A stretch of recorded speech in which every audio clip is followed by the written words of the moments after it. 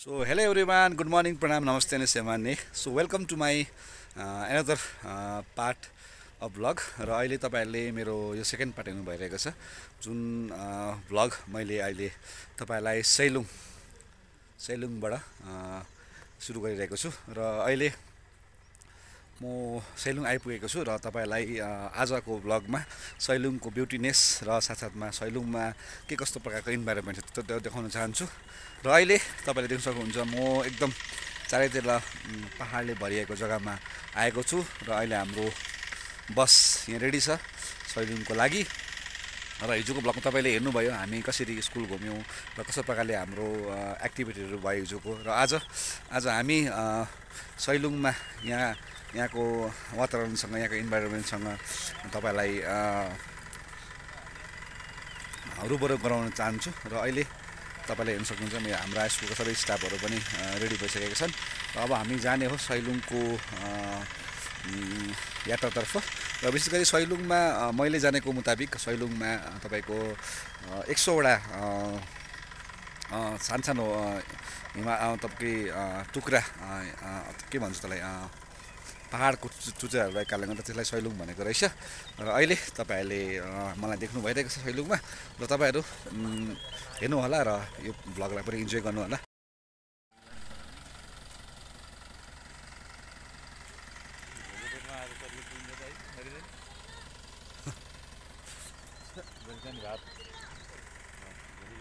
र तपाईले यहाँ देख्न सक्नुहुन्छ हाम्रा सरहरु एकदम सैलुङ माथि सैलुङ गुराँसो फुलाउनेलाई सैलुङमा आएर माथि सैलुङी भने तपाईले गीत सुन्नु भएको छ र त्यो सङमा हाम्रो सरहरु एकदम झुमिरहेको छ यो माया डाली छ हुन्छ र अब हामी यो सिडी उकालो चढ्न लागिरहेको छौं अगाडि हाम्रा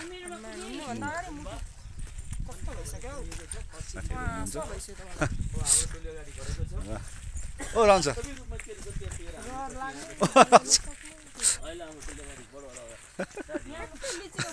र दुईटा ब्लगमा काम गर्नु छ आज दुईटा ब्लग ल अब आज हामी यो हिजो जनजुटी मावि पसेटारको टिम सिन्धुली माडीबाट प्रस्थान गरेपछि हिजो हामी सर्वप्रथम त्यहाँबाट हामी चिया चाहिँ हामीले चाहिँ खुरकोटमा खायौँ पियौँ अहिले भन्नु हिजो होइन अहिले भन्नु न यहाँ कुराहरू आउँदैछ त्यस पछाडि चाहिँ सिन्धुलीबाट सिक्खा बजारमा रामेछापको सिक्खा बजारमा चाहिँ प्रवेश गरेर चाहिँ हामीले त्यहाँ खाना खायौँ अहिले चाहिँ हामी कहाँ गएको एउटा रामेछाप जिल्लाको एउटा नमुना मावि डहु माविमा हामीले त्यहाँ तपाईले देख्नु भइरहेछ र हामी चाहिँ यो उकालो सिडी चढेर जानुपर्ने छ र मेरो पनि फर्स्ट एक्सपिरियन्स र तपाईहरुलाई आज मैले मेरो भ्लगमा नेपालको प्राकृतिक सौन्दर्य तपाईलाई देखाउन लागिरहेको छु र मलाई पनि धेरै खुसी लागिरहेछ नयाँ ठाउँ एक्सप्लोर गर्नु। तल तपाईले देख्नु भइरहेछ तल चौडीको स्ट्याचु पनि रहेको छ र अहिले हामी यो उकालो जानेछौँ र तपाईलाई म देखाउने छु कति राम्रो बिहानको यो जो भाइब्स छ तपाईलाई म शेयर गरे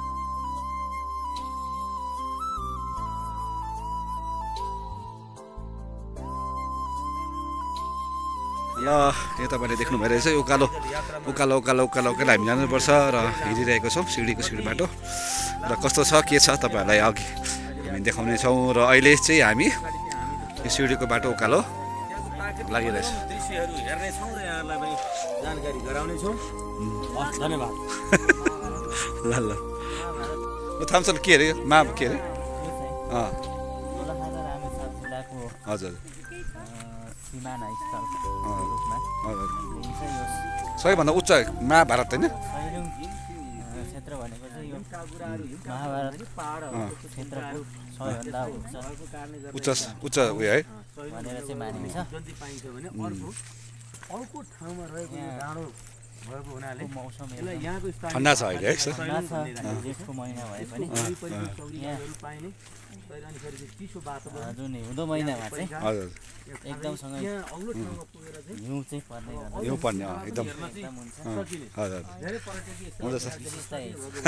हुन्छ खास गरी मानव निर्मित भन्दा नि प्राकृतिक यो चाहिँ यहाँ सरको पहाड भएको हुनाले त्यसले हामीलाई चाहिँ धेरै ज्ञान दिने यहाँका स्थानीयको भनाइ छ। त्यही अनुरूप हामी यसलाई चाहिँ अनुसरण गर्न हामी अगाडि बढ्दैछौँ। अहिलेसम्म यही सुनिएको छ। ल त सर, तपाईँलाई धेरै धेरै धन्यवाद छ सर, तपाईँले दिनुभएको जानकारी अनुसार हामी अब लागिरहेछौँ माथि।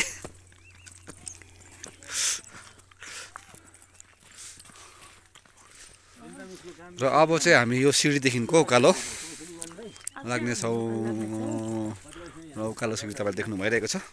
र जग्गा जग्गामा तपाईँलाई यहाँको भ्यू देखाउने म कोसिस गर्नेछु। र अहिले तपाईँले यहाँ देख्नु भइरहेको छ सिँढीको भ्यू र हाम्रो आदि साथीहरू तलबाट आउनु भइरहेको छ र हामी चाहिँ अहिले अगाडि बढिरहेको छौँ। अहिले हामी हिँड्ने क्रममा नै छौँ र माथि तपाईँ देख्नु भइरहेको छ घामको पनि सूर्योदय पनि भइसकेको छ। र यहाँ हाम्रा साथीहरू पनि उकालो हिँडिरहेको छ र अहिले अझै कमसेकम आधी घन्टा जस्तो लाग्छ होला हामीलाई माथि पुग्नुको लागि। र त्यहाँबाट तपाईँहरूलाई यहाँको नेचुरल ब्युटी तपाईँलाई देखाउने प्रयास म गर्नेछु। र अहिले हामी बिहानै बिहानै उकालो लागिरहेको छौँ र तपाईँलाई मैले भइरहेको छु। र सैलुङको यो पाखाहरू तपाईँले यहाँनिर इन्जोय गर्नु सक्नुहुन्छ।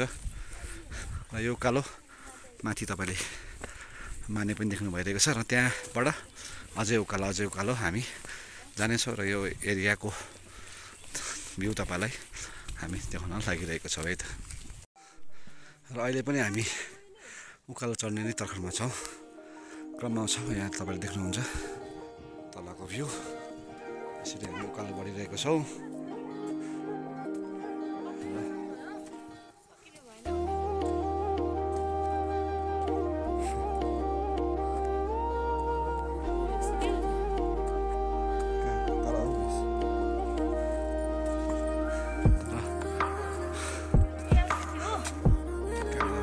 छन् माथि छ होला अझै।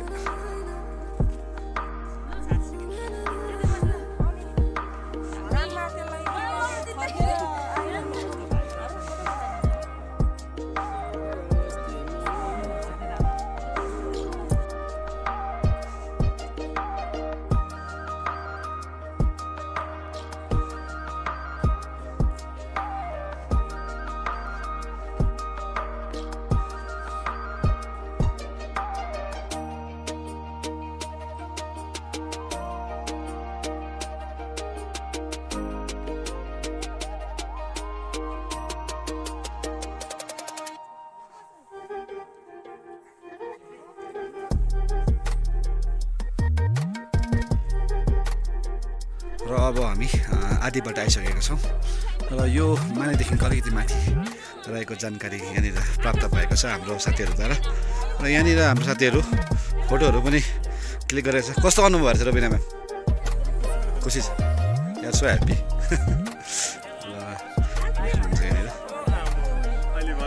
र यहाँबाट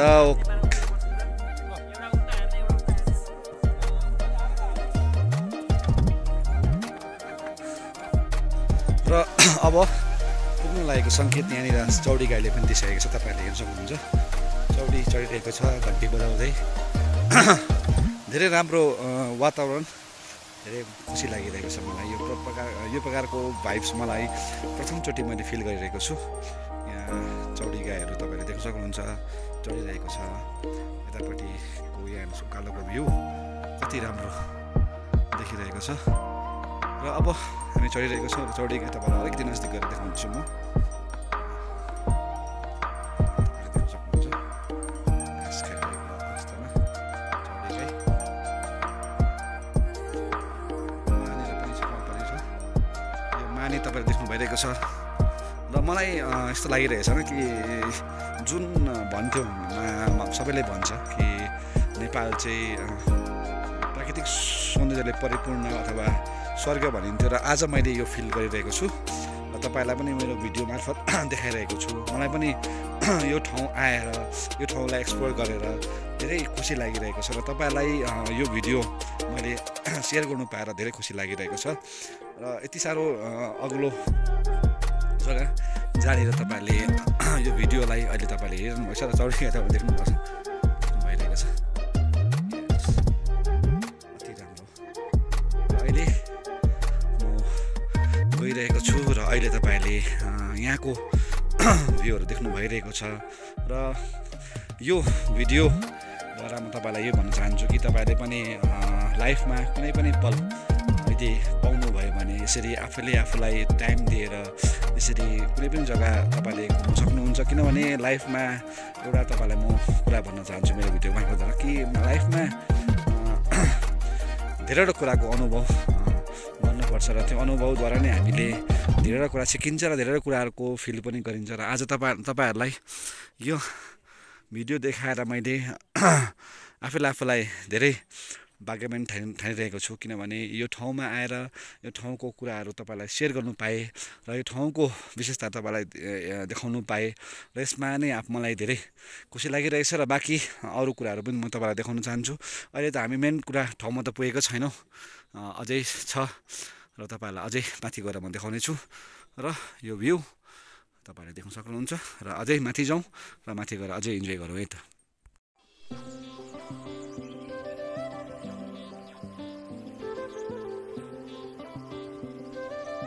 अब हामी भ्यू टावर चढिरहेको छौँ र तपाईँलाई यहाँदेखिको तलको भ्यू पनि देखाउन चाहन्छु म।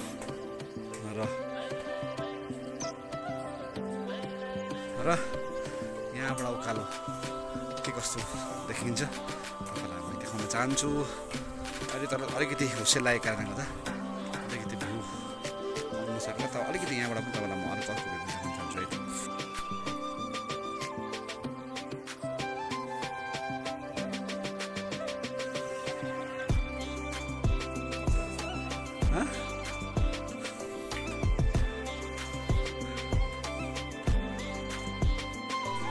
यहाँ चाहिँ यस्तो रहेछ बुद्ध भगवानको प्रतिमा, तपाईँले देख्न सक्नुहुन्छ।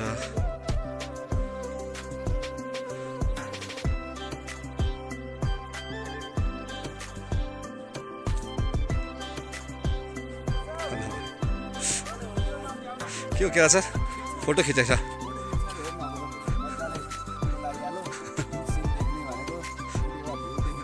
त्यो छैन तर पनि रमाइलो त भइरहेछ।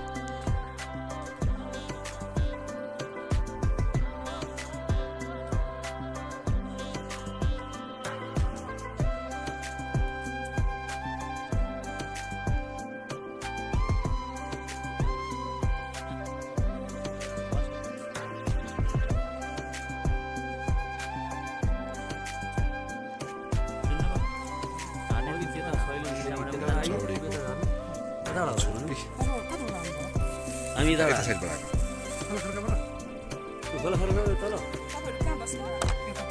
हामी त्यसलाई त सैलुङ भन्थ्यौँ, सैलुङ टापु यो के अरे त्यो वाल ग्रेड वाल जस्तो सिँढी चढेर आएको सिँढी चढे हामी। ए भनेपछि तपाईँ रामेछापट्टिबाट आउनुभयो? हजुर रामेछाप। दोलखा झरिन्छ अब दोलखा कताबाट झर्छ? तलतिर लागेपछि दोलखा कहाँबाट दोलखा बन्छ? यही बिचको सिमाना यही डाँडा परेर बिच आदि रामेछाप छ, आदि दोलखा छ। यो डाँडै आदि रामेछाप आदि दोलखा हो। ए अब हामी त झर्छौँ दोलखा झर्छौँ। ठिक हान्ने कोसिस गर्दैछ।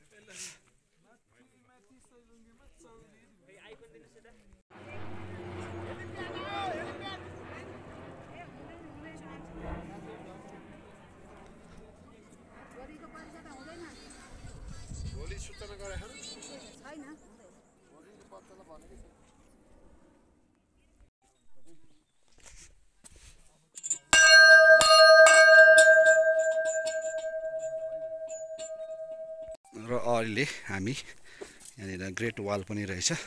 जस्तो प्रकारले एउटा तपाईँलाई थाहा छ ग्रेट वाल अफ चाइना, त्यस्तै प्रकारको ग्रेट वाल अफ नेपाल पनि रहेछ यहाँनिर र तपाईँलाई म यो पनि देखाइरहेको छु।